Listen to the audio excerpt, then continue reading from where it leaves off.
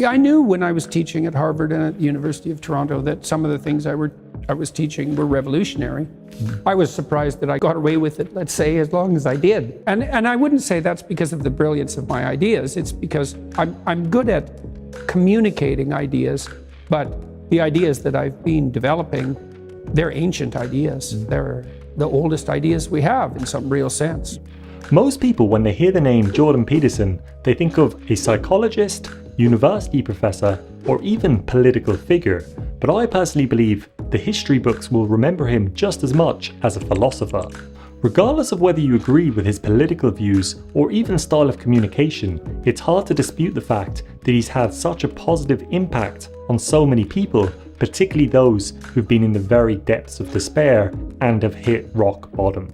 So in this video, I want to cover the 10 most profound lessons that I've personally learned from Jordan Peterson, and I can honestly say that these have had life-changing impact. So starting at number 1, and this might seem initially quite basic or trivial, but actually it's a lot deeper than it initially sounds, and that is to tell the truth.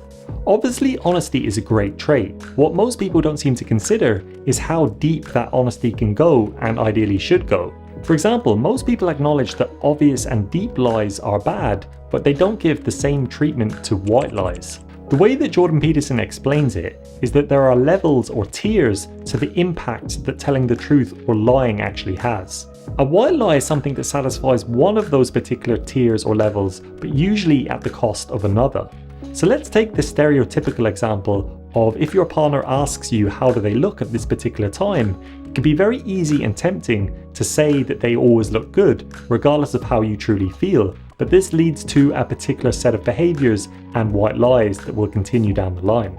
This white lie can alleviate some pressure and tension in the moment, but usually it builds up some kind of resentment either to you or your partner because you're not actually being honest. And usually, if you end up changing this particular behavior into one that is honest, while it might create some discomfort now, over the long term, you will gain the reputation as being someone who says it how it is and that you are genuinely being honest when you actually give some kind of compliment to your partner. So just to clarify, it might seem like that the solution that I'm posing is that you should be kind of insulting and brutally honest when you don't actually agree with the particular look or outfit that your partner has. But this is actually not what I'm saying. Instead, the best form of honesty is one that satisfies all of the tiers or levels. And the best answer that I can think of is one that satisfies this moment as well as all the moments in the future, because it doesn't leave yourself wide open to some kind of stress or anxiety about your partner or whoever else is on the receiving end of your particular lie or white lie that they might find out and that this might cause some kind of consequence in the future. The other thing about the truth is that if you get into the habit of being honest now, you avoid a lot of future conflicts, especially the ones that build up over time. To sum it up in one sentence, a problem delayed is a problem multiplied. The thing about the truth is that you don't know where it's going to take you, but you do know that you're being honest, authentic, and brave by following it, and this will give you the adventure of your lifetime. The next lesson is to adopt responsibility. Modern society, at least in this part of the world, has given us the amazing benefit, which is the sovereignty of the individual. However, in more recent years, this has devolved into the overemphasis and priority of the individual, which gives rise to narcissism. When it comes to self-obsession, Jordan brings up an interesting point, and that is, if you compare self-consciousness with misery, they are effectively the same thing when it comes to a psychological perspective. So following on from this, the thing that actually gives rise to maximum happiness and fulfillment is serving something bigger than yourself. And in many ways this makes sense because initially you are by yourself, you're single, and then you end up being in a relationship, and then you're not just serving yourself, but you're serving the relationship as a whole. And then this relationship might lead to you having children, in which case you're not just serving yourself or you and your partner, you're now serving the entire family. And this goes on if you have enough energy to spare and you're no longer just serving your family, you can then serve your community, and this can extend to your city or town, and then to your state and your country, and then eventually the world if you're that kind of person.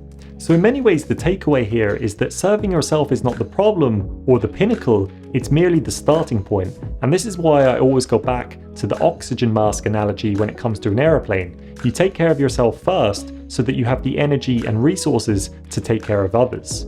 The other thing about this is that the energy that you end up using to help others actually gives back, and usually you end up getting more energy as a result.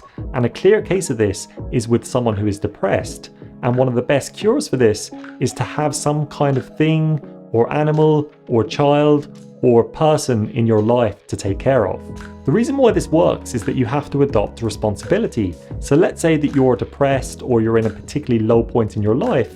If you have some kind of pet, let's say a dog, to take care of, it forces you out of your comfort zone and you end up doing something for something else, which gives you some kind of reward in the process. Generally speaking, the more time you spend thinking about other people, what you can do to help them, and things that you can do to adopt responsibility for others, the more happier you get. And the more time you spend thinking about yourself, the less happy you get. The next lesson has some kind of connection to the previous one in that they both involve aiming up, but this particular one is to stumble uphill. What I mean by this is that the best way to avoid regret and to avoid low self-esteem or to increase your self-esteem is to aim and tackle difficult challenges or problems. Best case scenario, by rising to these challenges, it often unlocks new doors and new opportunities for your life. And worst case scenario, at least you can look at yourself in the mirror and say that you tried. In many ways, I find that your self-worth is correlated with the magnitude of your responsibilities. So by taking on new, exciting, and interesting problems, it leaves yourself in a position where your self-esteem and self-respect can increase. The next lesson is to start small. And in the computer science world, we would call this decomposition, which is to break things down into bite-sized chunks so that just by completing that chunk, it gives you the leverage and the confidence to attempt the next one. So how this would work in practice is that if you've reached a point in your life where there's a particular problem that's bothering you and you've come up with a particular solution that you think would fix it, then the strategy is the thing that connects the two. But when you look at the strategy as a whole, it can often be overwhelming, and it's equivalent to standing at the base of a mountain and seeing the mountain in front of you that you need to climb. So instead, thinking about the problem in smaller chunks can give you the confidence and motivation to get going and taking that first step. What's interesting is it often doesn't matter how small that first step is, even though it could be humiliating if that first step is so small that you feel like anyone could do it. But unfortunately, sometimes a very small first step is what's actually needed for someone who's in a particularly low or bad place in their life. Often that first step is the catalyst for bigger and better things to come, so it's very important that you break things down into a sufficiently small step so you actually go ahead and do it. This is where Jordan's famous meme of cleaning your room comes from. It's not just that cleaning your room is inherently a good thing, it's that you're breaking things down into a significantly smaller and manageable step that you will end up doing, and this has much deeper metaphorical significance. The next lesson is that posture matters, and this is very much related to his first rule in the book 12 Rules for Life, which is to stand up straight. I think one of the most interesting things that I've learned about this chapter is that we all have within us a very old biological component which sole purpose is to compare us to others in terms of self-esteem and overall dominance. This component within our brains is the main driving force which gives rise to a whole suite of different types of body language and overall confidence in front of other people. People with high social dominance or assertiveness tend to posture themselves in a particular way which signals to others that they are often in charge of their particular group, or at least they are very socially confident. Usually this involves having your back straight and your chin up, which tells others that you don't see them as a threat or you don't see them as being above you. Usually people with lower dominance and self-esteem behave very differently, and typically this involves things such as looking down at the ground or at your feet when people are talking to you, not giving eye contact, having your back bent, and overall signaling to others that you're not a threat to them or some other kind of submissive gesture. The other thing to note about this one is that it's not just a one-way thing. So it's not just that if you're socially confident you look and act one way, and if you're low confidence you look and act in a totally different way. It's that if you look or act in one particular way, it actually gives rise to the kind of confidence associated with that particular look. In other words, if you behave and posture yourself like a confident person, it can actually make yourself more confident. The next one is the problem with modern identity. Seeing as many religions seem to be in decline, what seems to have replaced them is a lot of the modern socio-political ideologies. The problem isn't that there's anything wrong with being of a particular race, gender, or sexuality. The problem is that if you tie your entire identity to that particular aspect of yourself. Some of these aspects might have a long history or a broad set of content associated with them, but the reality is they're often just not deep enough to tie your entire identity to them at the expense of everything else. Once again, this is not a criticism of that particular aspect, it's more the fact that we are a lot more complicated as people and that we should aspire to bigger and greater things. The next one is about effective communication and problem resolution. If you have someone close to you, such as family or a partner, often you will come across various problems along the way, either involving them or involving other people. And one of the secrets is about how to listen to that particular person. The thing is, it might take time and your own patience to be able to get there, but often if you just listen and get into the habit and build up the skill set to listen effectively, the other person will often tell you what the problem is, and that puts you in a position to solve it together. The issue with shortcutting this process is that either 1, you don't get to the crux of the issue, or 2, they realize that they can't trust you and be vulnerable in front of you with this kind of information. As Jordan Peterson bluntly put it, if you're a husband and you fail to put in the time necessary to listen to your wife, then at some point it will catch up on you, even if this is in divorce court. The next lesson is that often to expand your horizons, you need to limit your scope.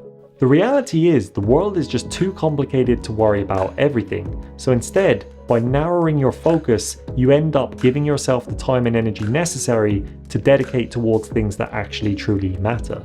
This comes down to the idea of signal to noise ratio, and if you think about it in the context of a radio, you don't listen to every station. Instead, you tune the radio into a specific one. The other thing that I find interesting to know psychologically is that our brain copes with the complexity of the world by having 2 different systems, and I've recently made a video on this if you're interested in going into more depth. But philosophically and for the benefit of our mental health, the way that we handle this is by having a core set of guiding principles, values, and rules.